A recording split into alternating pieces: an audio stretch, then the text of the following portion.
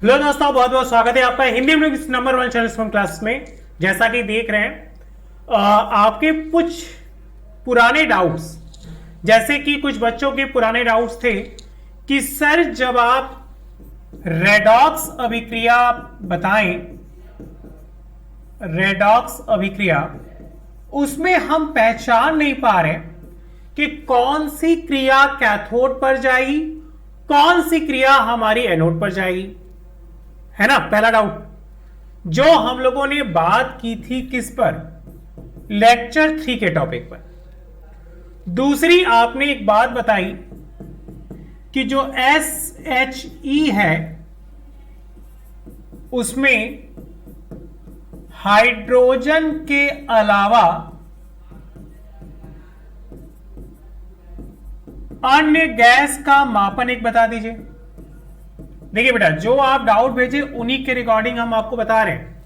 इस तरह ये चीज आपको क्लियर होनी चाहिए कि आपके डाउट में कौन कौन सी चीजें इंवॉल्व थी।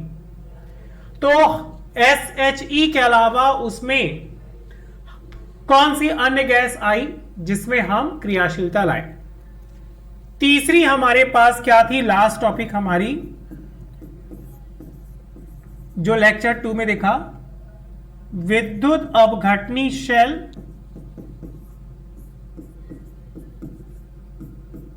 एवं गैल्वेनिक शेल में अंतर।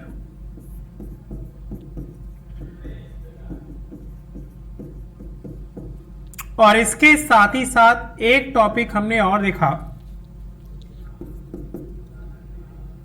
E0 सेल का मापन।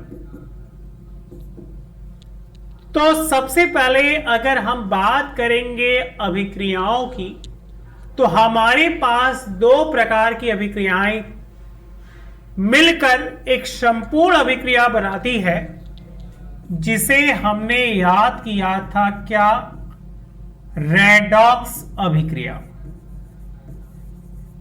मतलब कि जितनी भी वैद्युत रासायनिक समीकरण बनेंगे वो बच्चों इन्हीं रेडॉक्स अभिक्रियाओं पर ही क्या होंगे, आधारित होंगे।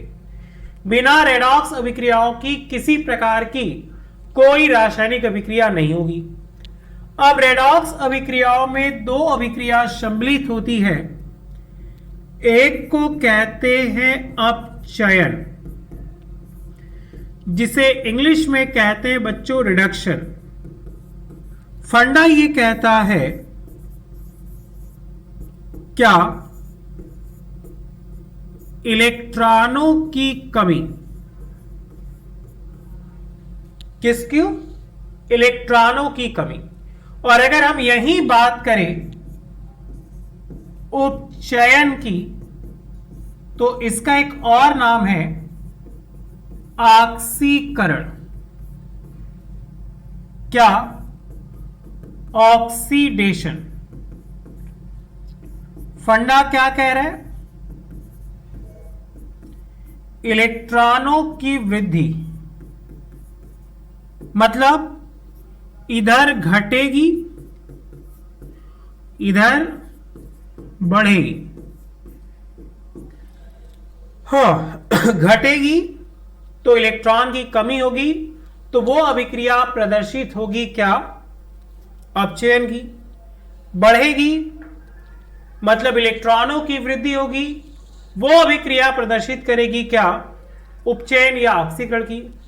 तो रेडॉक्स अभिक्रियाएं इन्हीं दो बातों पर आधारित होती हैं।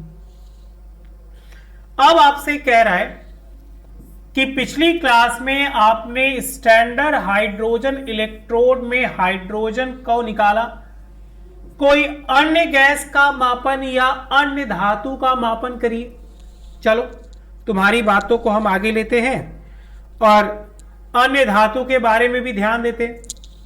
ठीक, विद्युत अपघटनी शेल और गैल्वेनिक शेल में अंतर हमने देखा कि विद्युत अपघटनी शेल में विद्युत ऊर्जा को परिवर्तित कर रहे थे रासायनिक ऊर्जा में, और गैल्वेनिक शेल में रासायनिक ऊर्जा को परिवर्तित कर रहे थे किसमें, विद्युत ऊर्जा में। विद्युत अपघटनी शेल में अस्वतः रेडॉक्स अभिक्रिया होती है, उधर स्वतः रेडॉक्स अभिक्रिया होती है। इधर विद्युत की आवश्यकता पड़ती है और उसमें विद्युत की आवश्यकता नहीं पड़ती। बताइए, फिर कह रहे ई नॉट सेल का मापन। तो एक फॉर्मूला तो बेटा अच्छे से दिमाग बैठा लो कि जब ऑक्सीकरण अपचयन दोनों हो तो ई नॉट, इसको ऊपर लिखते हैं, ई नॉट सेल बराबर ई नॉट कैथोड, जिसको शॉर्टकट में हम सी से भी लिख सकते हैं, प्लस ई नॉट एनोड, जिसको शॉर्टकट में आप क्या लिख दीजिए, ए से। बताइए, ये फॉर्मूला याद हो गया तो यस सर में आंसर दो। जल्दी बताओ बेटा, एकदम ध्यान से मन लगाकर बताइए, क्या ये बात दिमाग में बैठ गई?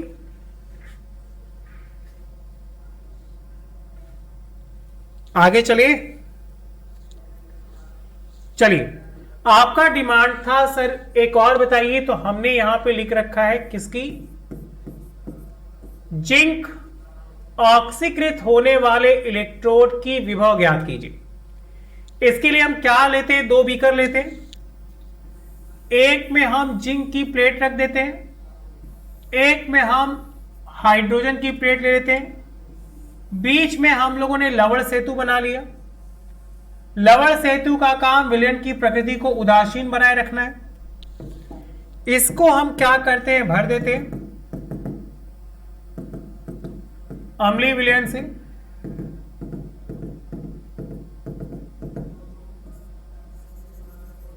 यहां पे इसको जोड़ देते हैं कि प्रवाह हो सके।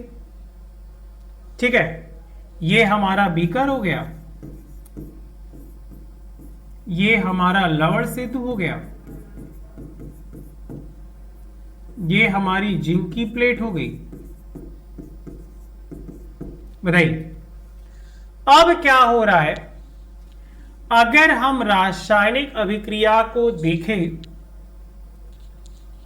तो हम क्या पाएंगे, प्रश्नानुसार समीकरण हम लोग के पास आ रहा है, Zn 2H plus Zn plus 2 और हाइड्रोजन, यही गैस उत्सर्जित हुई थी। तो हमने क्या देखा, Zn से Zn प्लस 2 हुआ, मतलब बच्चों यहां हो रहा था ऑक्सीकरण। तो Zn से Zn प्लस 2 हुआ, ऑक्सीकरण हुआ, तो ऑक्सीकरण अभिक्रिया गई किस पे, एनोड पे। इसको हम आधा करके लिख लिए, Zn और Zn प्लस 2, हाँ इलेक्ट्रॉन को बैलेंस करने के लिए यहां पर रख दिए -2। सेम देखो 2H प्लस से H2, यहां पे हमारा अपचयन हुआ। अब अपचयन हुआ तो अपचयन अभिक्रिया हमारी चली गई किस पे, कैथोड पे। 2H प्लस और H2, 2H प्लस और बैलेंस करने के लिए 2 इलेक्ट्रॉन इसमें निकाल लिए H2। अब शॉर्टकट हमने यहां पे लिख लिया, जैसा कि एक बात आपको याद रखनी चाहिए, क्या हम जानते हैं कि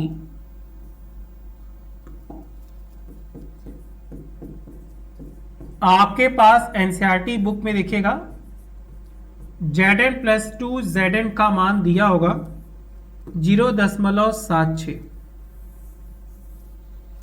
उसी फॉर्मूले में हम मान रखेंगे। अगर हम फॉर्मूले को देखें तो सूत्र हम लोग के पास है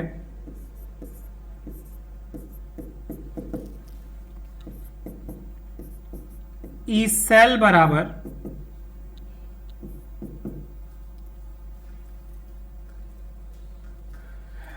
क्या है, शॉर्टकट लिखे, कैथोड एनोड। कैथोड पे देखिए हाइड्रोजन था, मतलब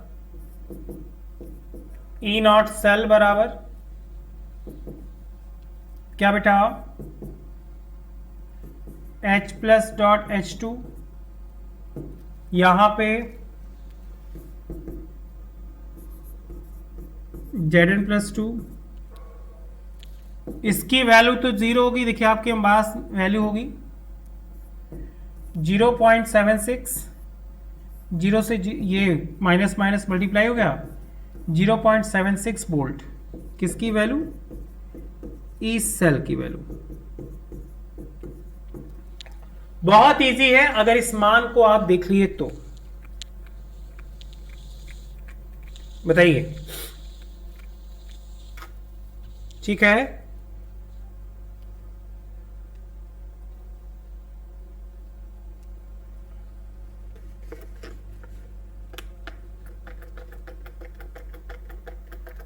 ये बात समझ में आ रही है? कुछ नहीं किया, आपके पास कार्य था कि Zn ऑक्सीकृत होने वाले इलेक्ट्रोड विभव का मान बताइए, मतलब ऑक्सीकृत होने वाले विभव। तो हम सबसे पहले फिगर को ऑब्जर्व किए, फिगर में हमने देखा कि लवण सेतु में Zn की पास ये अभिक्रिया हो रही थी, इस अभिक्रिया में कह रहे हैं Zn ऑक्सीकरण हो रहा है, मतलब ऑक्सीकृत हो रहा है। ऑक्सीकृत के लिए हमने फॉर्मूला लगा दिया, ई सेल बराबर ई कैथोड माइनस ई एनोड। जैसा कि हमने बताया था कि जब दोनों हो तो प्लस, जब एक सिर्फ एनोड हो तो माइनस, जब सिर्फ कैथोड हो तो माइनस। तो ये बातें क्लियर होंगी। फॉर्मूले में हमने मान रख दिया। अब आपके मन में सवाल है सर ये माइनस 0.76 कहां से लिख दिए? तो अगर आपके पास एनसीईआरटी बुक है तो वहां देखिए पूरे चार्ट पे सबके मान लिखे हैं, अब उन्हीं को याद कर लीजिए, वही आपके एग्जाम में बहुत हेल्प करेंगे, ठीक है। उसको तुरंत कॉपी कर लीजिए और वहीं से हमने ये मान लिखा है 0.76, जिसकी इस सेल की वैल्यू हमारे पास आ गई क्या, 0.76 वोल्ट, ठीक है। चलिए एक छोटी सी बात बताने वाले हैं कि जिन बच्चों की पिछली टॉपिक छूट गई है वो जल्दी से, आप अगर अभी तक नहीं जुड़े हैं तो प्ले स्टोर पे जाकर शुभम क्लासेस ऐप डाउनलोड करिए। डाउनलोड करने के बाद आप सब्सक्रिप्शन चार्ज है सिर्फ 999, आप उसको पे करिए। इसके साथ साथ आपको फ्री मिलेगा 599 का पैक, एकदम फ्री ऑफ कॉस्ट। इस बैच में आपको रोज की लाइव क्लासेस और जो पिछली लाइव क्लासेस आपकी छूट गई है वो सब आपके उसमें है, आप वहां से उसको ज्वाइन कर लीजिए। इसके साथ hand writing notes, smart classes मिलेंगी, रोज प्रैक्टिस सेट पेपर मिलेगा, चैप्टर वाइज इंपॉर्टेंट क्वेश्चन और लास्ट 3 ईयर के पेपर। पेमेंट करने के लिए आपको इस पे नंबर 7084817009 पे पेमेंट करना है। और अगर किसी प्रकार की कोई भी समस्या होती है तो आप उस पर व्हाट्सएप मैसेजेस या कॉल कर सकते हैं, या फिर भी कोई सॉल्यूशन नहीं है तो टेलीग्राम पे मुझे मैसेज करिएगा, हम आपके आंसर को जरूर रिप्लाई करेंगे, ठीक है। अगर आप भी इन्हीं तरह इस चैनल से जुड़कर अपना नाम लिखवाना चाहते हैं तो जल्दी से जल्दी हमारे शुभम क्लासेस ऐप को डाउनलोड करिए और डाउनलोड करने के बाद पेमेंट करिए, ओके। तो जिनका छूट गया बेटा जल्दी से आ जाओ, ज्वाइन हो जाओ। हम लोग बात कर रहे थे Zn ऑक्सीकृत की, बताइए ये समझ में आएगी नहीं, ठीक है। जो बच्चे आज पहली बार पढ़ रहे हैं बताइए बेटा, आप लोग बताइए क्या ये फॉर्मूला आपको याद है कि नहीं? ऑक्सीकृत के लिए सबसे जरूरी ये फॉर्मूला एकदम याद कर लो। रेडॉक्स अभिक्रियाओं में दो होगी, एक ऑक्सीकरण एक अपचयन, ठीक है, बराबर। आगे बढ़े चलो हम लोग बात करने वाले हैं अब नष्ट समीकरण, जिसको किसी किसी बुक में नष्ट नष्ट जो भी आप याद कर लो। तो ये कहा गया यह एक उत्क्रमणी सेल अभिक्रिया के लिए प्रतिपादित किया जाता है। आप कहोगे सर सेल अभिक्रिया का मतलब, जैसे माना कोई उत्क्रमणी रासायनिक अभिक्रिया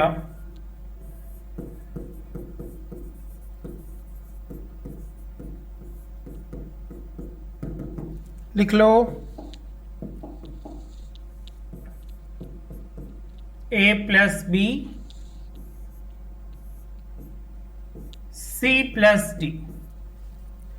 अब उनको बैलेंस करने के लिए हम आगे क्या लगा देते, गुणांक। जैसे मान लीजिए N1 N2 M1 M2।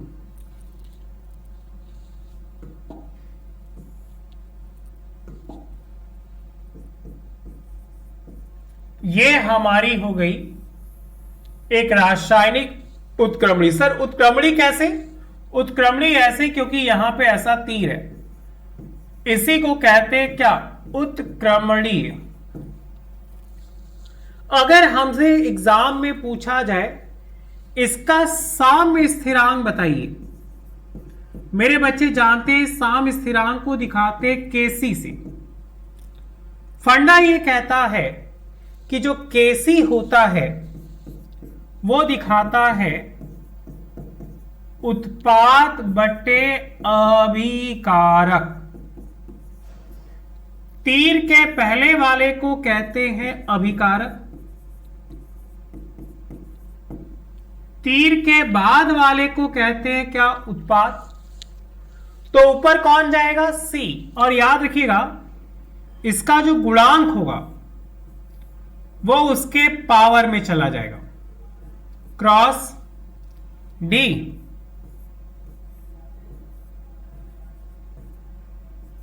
बटे ए क्या हो गया, N1 और B N2। बताइए बेटा इस लाइन में कोई समस्या है?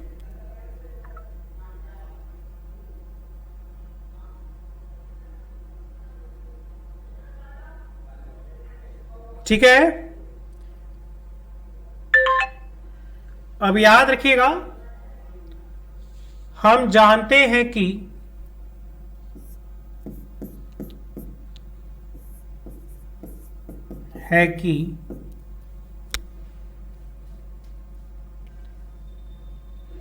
गिब्स मुक्त ऊर्जा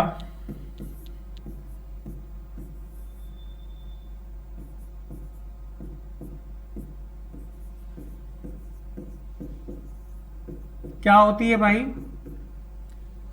डेल्टा जी बराबर डेल्टा एच प्लस TdS। तीन चीज, delta G, delta H, T delta S। Delta S क्या है,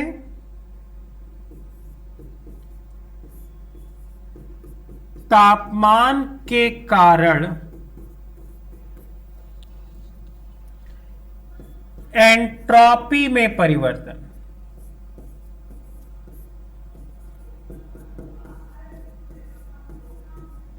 ओके, डेल्टा H क्या है,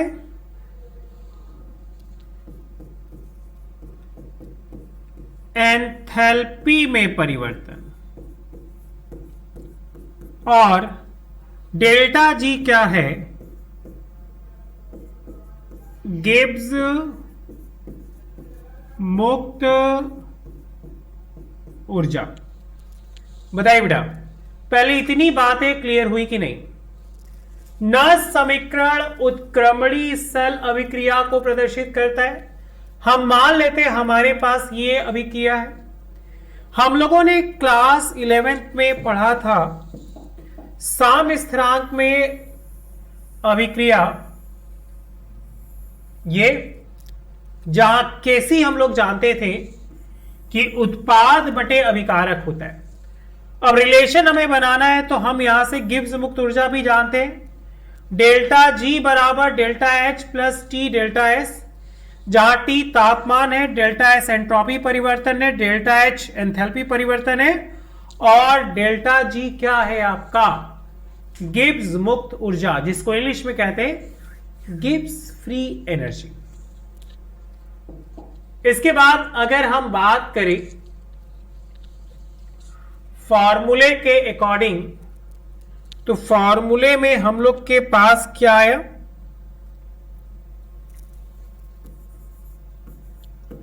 अतः मानक आधारों पर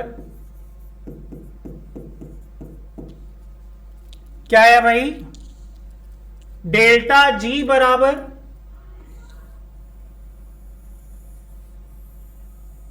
delta G not plus R T log ई के मानक आधार पर हम अभिक्रिया रख दिए। अब कुछ देर पहले आपको बता रहे थे कि डेल्टा जी का मान होता है minus delta minus N F E cell,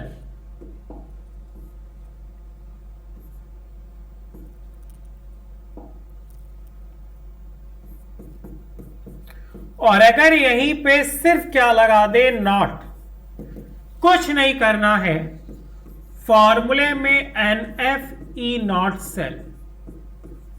sir F क्या है, एफ है बेटा फैराडे, और एक फैराडे का मान आप जानते हैं 96,500 कूलम। तो जहां डेल्टा जी था उस डेल्टा जी की जगह हम क्या रख दिए, minus N F E cell. जहां डेल्टा जी नॉट था वहां हमने क्या रख दिया, minus N F E not cell, और इसको बेटा वैसे लिख दिया आर टी लॉग ई के। अब क्या कोई ऐसा लग रहा है जो दोनों तरफ एक जैसे दिखाई दे? बिल्कुल, ये कि ये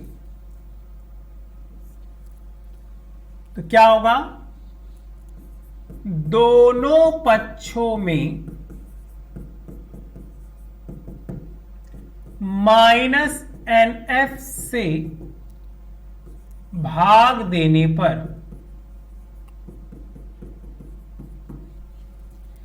minus N F E cell बराबर minus N F E not cell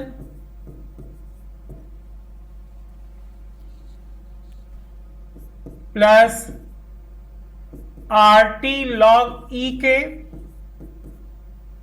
बटे माइनस एन एफ।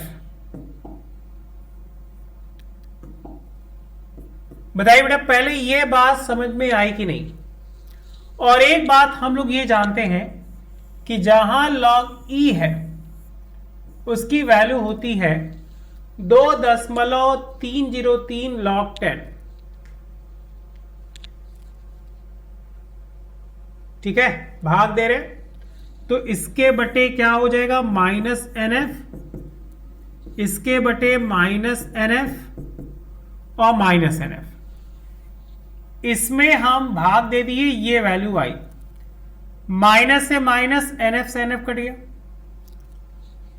इससे ये कट गया, तो यहां बचा ई सेल बराबर ई नॉट सेल, ये माइनस ला दो, माइनस आर टी बटा एन एफ लॉग ई के। अब आपसे कह रहा है लॉग ई की जगह आप लिख सकते हो क्या, 2.303 है कि नहीं, 2.303 log 10। तो अगले स्टेप में हम क्या कर सकते हैं बेटा, ई नॉट सेल बराबर ई नॉट सेल माइनस, इसको आगे कर लो, 2.303 RT बटा NF log 10 के की जगह के डाल दो। ये आपका बन गया फॉर्मूला। बताइए इस लाइन में किसी कोई दिक्कत है?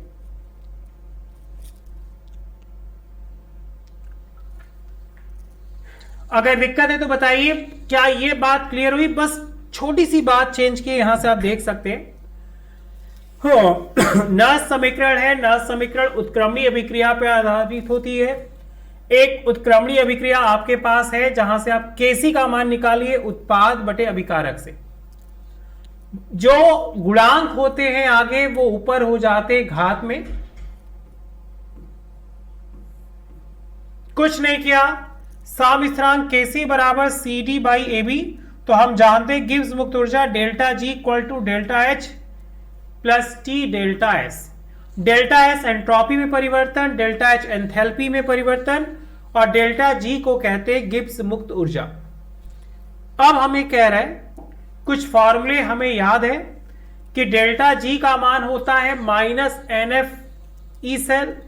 अगर जी नॉट लगा देंगे तो ई नॉट लगा देंगे।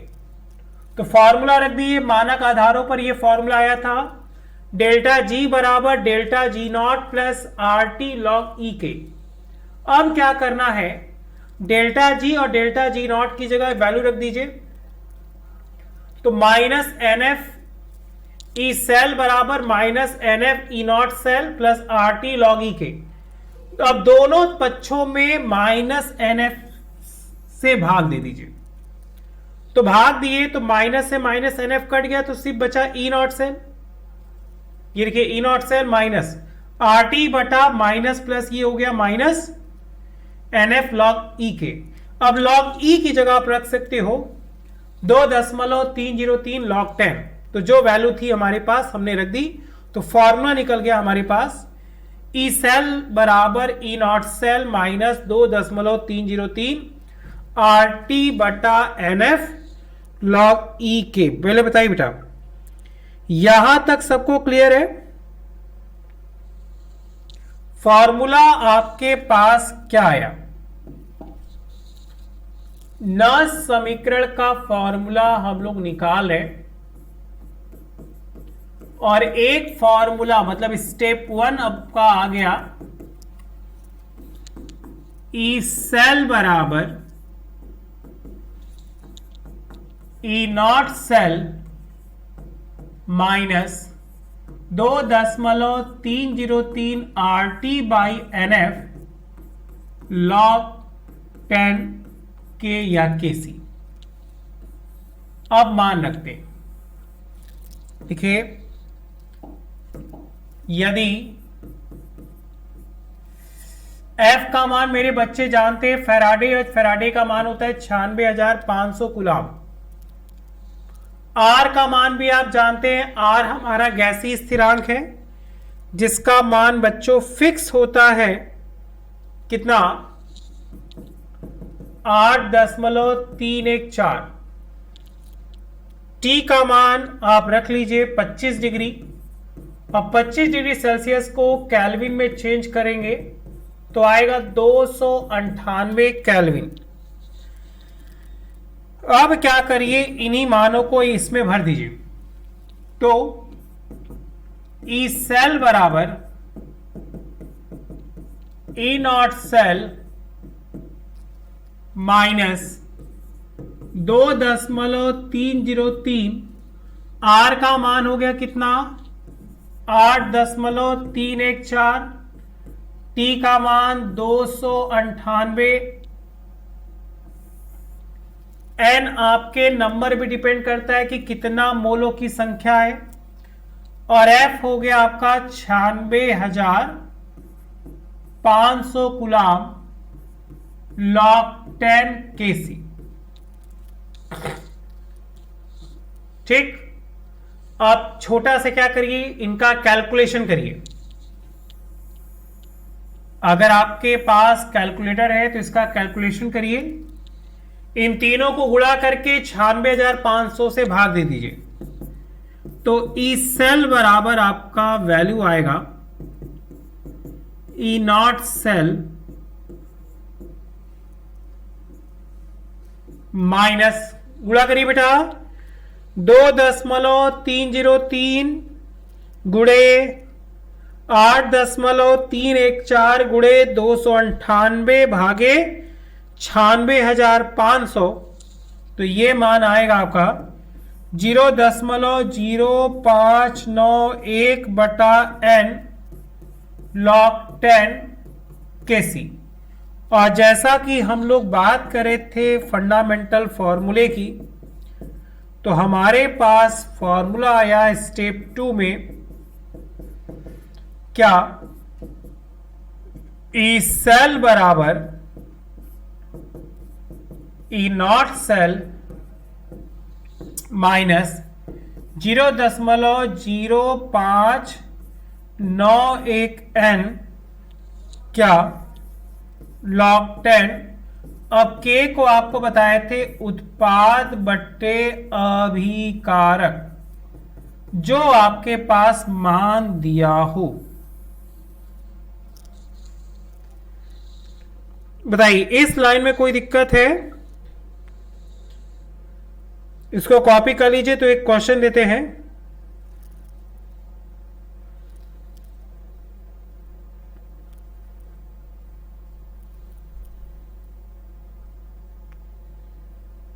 इसको कॉपी कर लीजिए, तो एक दो क्वेश्चन करा देते हैं, ये एकदम क्लियर हो जाएगा।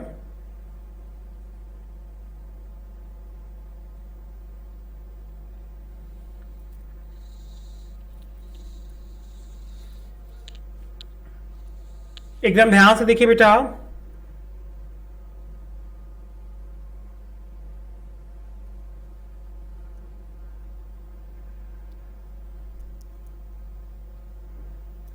हो गया। एक क्वेश्चन है आपके एनसीईआरटी बुक का,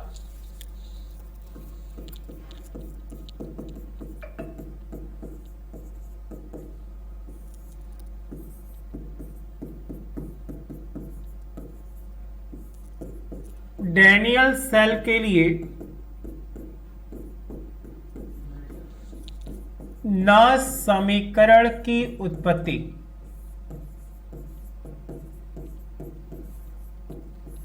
आपके पास डैनियल सेल, और डैनियल सेल में आप जानते थे दो प्रकार के इलेक्ट्रोड थे, एक आपका जिंक था और दूसरा आपका कॉपर था। तो सबसे पहले हम क्या करेंगे, डैनियल सेल का वो समीकरण लिखेंगे जो आपके पास है। तो आप लिखेंगे डैनियल सेल में होने वाली अभिक्रिया। अगर आप अच्छा अभिक्रिया लिख लिए तो सोच लीजिए आधा समीकरण आपका हो गया पूरा। अभिक्रिया थी Zn plus Cu plus 2, Zn plus 2 plus Cu, ये हो गई आपकी क्या अभिक्रिया। अब हमसे कह रहे कि इसके अनुसार न समीकरण की क्या उत्पत्ति। अब न समीकरण आपके पास क्या था, क्या देखो क्या था, हम जानते हैं कि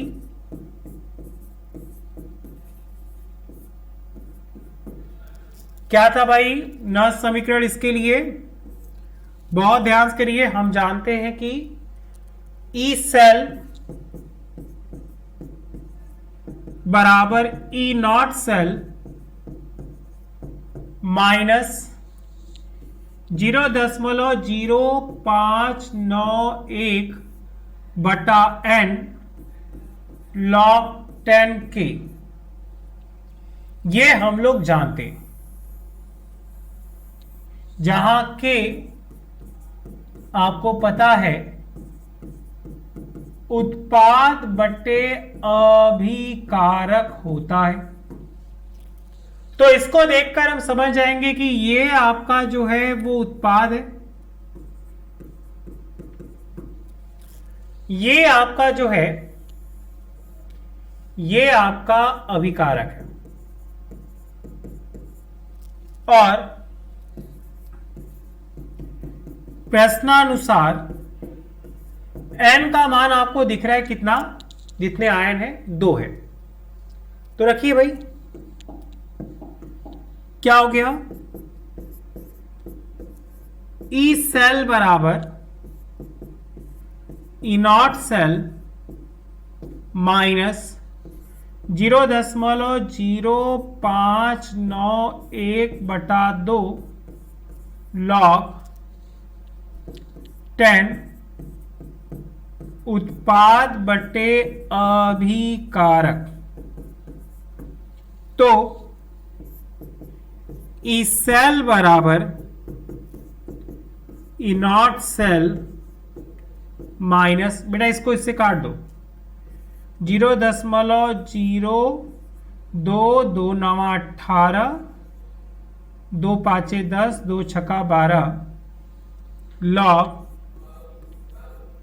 10 उत्पाद था आपका Zn+2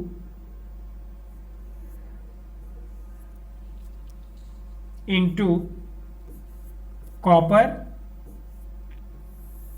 बटे Zn इंटू कॉपर+2। ये आपका हो गया समीकरण। बताइए फटाक से, क्या ये बनाने सबको आ रहा है कि नहीं?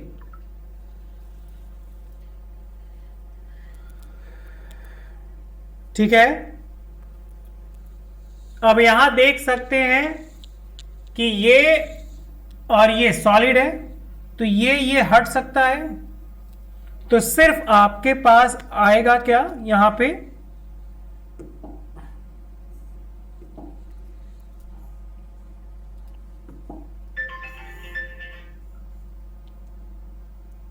क्या आएगा बेटा, Zn+2 अपॉन Cu+2। ठीक है,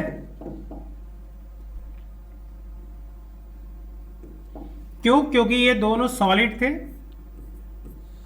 और सॉलिड हमेशा हट जाते, तो उत्पाद में सिर्फ आयन बचा Zn+2 और Cu+2।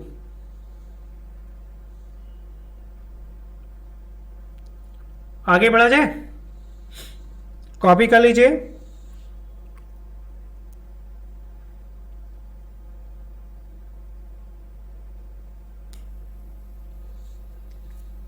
यहां तक किसी कोई डाउट है? एक बार रिवीजन कर लेते हैं फिर से। आज की क्लास में हम लोगों ने क्या देखा, रेडॉक्स अभिक्रिया, रेडॉक्स अभिक्रियाओं को देखा तो 2 प्रकार की अभिक्रिया थी, एक अपचयन है और एक उपचयन है। अपचयन में हमने देखा इलेक्ट्रॉन की क्या हो रही थी, इलेक्ट्रॉन की कमी हो रही थी, इलेक्ट्रॉन घट रही थी, इलेक्ट्रॉन की वृद्धि हो रही थी, बढ़ रही थी, तो बढ़ेगी तो उपचयन या ऑक्सीकरण, घटेगी तो अपचयन। ई नॉट सेल बराबर E naught cathode plus E naught anode. यह अभिक्रिया जब आगे बढ़ी तो हमने पाया कि Zn ऑक्सीकृत होने की विभव का मापन है, जिसको हम इस सेल के द्वारा माप सकते हैं, देख सकते हैं बीच में लवण सेतु है। ठीक है, तो ये सांद्रता सेल को इंडिकेट नहीं करेगा। अगर हम बात करेंगे तो पाए कि इसमें एनोड पर Zn से Zn+2 हुआ है, इसमें एक H+ से H2 हुआ है, तो बढ़ा है घटा है। तो फॉर्मूला में लगा ई सेल बराबर कैथोड माइनस एनोड। ये जो इंडिकेट करता है वो कैथोड को, जैसा कि हमने पहले ही बताया था शॉर्टकट में, ये A for anode, 2 he electrode के बीच अभिक्रिया हो रही है। तो ई सेल की वैल्यू होगी E H plus H two Z N plus Z N two. और चार्ट आप देखिए, चार्ट में आपको Z N plus Z N two और इसकी वैल्यू आपको दी होगी। मतलब अगर आपको याद रखना है तो ई एच प्लस एच टू की वैल्यू आप देखिएगा 100% 0 होगी और इसकी वैल्यू आपके पास है 0.76। तो आंसर आ गया आपका ई सेल बराबर 0.76 वोल्ट। ठीक, आगे चलो। ना समीकरण क्या है? यह उत्क्रमणी सेल अभिक्रियाओं के लिए अभिप्रेरित होता है। माना कोई उत्क्रमणी रासायनिक अभिक्रिया है, जैसे मान लीजिए ए बी है तो सी डी हो गया। ये इसका चर गुणांक है जो अक्सर घात में चला जाता है। तो यहां से फॉर्मूला निकला हमारा साम्य केसी के लिए ये वैल्यू। अब हम जानते हैं गिब्स मुक्त ऊर्जा delta G equal to delta H plus T delta S. Delta G Gibbs मुक्त ऊर्जा है, डेल्टा एच एंथैल्पी में परिवर्तन है, टी डेल्टा एस तापमान के कारण एंट्रोपी में परिवर्तन है। इसके बाद मानक आधारों पर हमने फॉर्मूला याद रखा था delta G equal to delta G not plus R T log E K. Delta G की वैल्यू आप देख लीजिए minus N F E cell, delta G naught minus N F E not cell. अब दोनों पक्षों में हम माइनस एन एफ से डिवाइड कर दिए तो इससे ये कट गया, इससे ये कट गया, लेकिन यहां कटेगा नहीं क्योंकि ऊपर नहीं था। तो यहां से मान निकला ई सेल बराबर E not cell minus R T N F log E K. E cell बराबर E not cell minus 2.303 R T by N F log 10। ना समीकरण को थोड़ा सा मॉडिफाइड किए तो जहां पे वैल्यू हमें पता थी फैराडे का मान 96,500, आर का मान 8.314, टी का मान 25 डिग्री और 25 डिग्री को केल्विन में चेंज करेंगे तो फॉर्मूला आपको याद होगा के equal two degree Celsius plus 273। तो के इक्वल टू 25 प्लस 273 तो ये हो जाएगा 298 केल्विन। तो हमने यहां पे मान रख दिया इसका 298 केल्विन। और ये पूरा कैलकुलेट करने पर आप चाहो कैलकुलेटर से कैलकुलेट कर लो चाहे हाथ से कैलकुलेट कर लो, ये मान आएगा 0.0591। तो ई सेल बराबर ई नॉट सेल माइनस 0.0591 बटा एन लॉग 10 केसी। और इसी केसी को हम लोग याद करेंगे उत्पाद बटे क्या अभिकारक। एक छोटा सा है क्वेश्चन, डैनियल सेल के नस समीकरण की उत्पत्ति। डैनियल सेल में होने वाली अभिक्रिया Zn से Zn+2 कॉपर +2 से कॉपर। तो ई सेल बराबर ई नॉट सेल माइनस 0.0591 बटा एन लॉग के।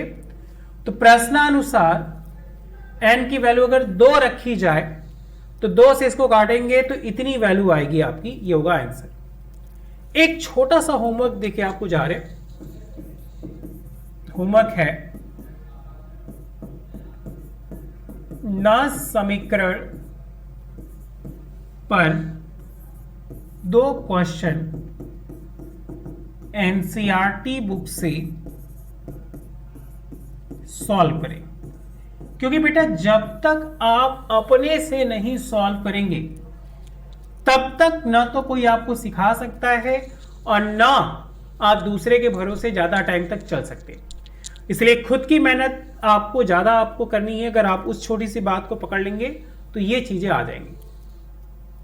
ठीक है, ये बात समझ में आई? कॉपी कर लेंगे। चलिए आज के लिए इतना ही। Thank you so much. आपका यही एक छोटा सा होमवर्क है। ना समीकरण के बाद रिवीजन करिए। अगर कोई डाउट है तो मुझे या तो टेलीग्राम पे या तो कमेंट बॉक्स में जरूर करिएगा, इसको हम एक बार और समझा देंगे। अगर डिमांड होगी तो आप बार बार वीडियो पीछे खींचेगा, ये चीजें क्लियर हो जाएंगी। आप हमारे चैनल से जुड़िए और अच्छे से अच्छा मार्क्स लाइए, यही हमारी दुआ है। चलो बाय बाय।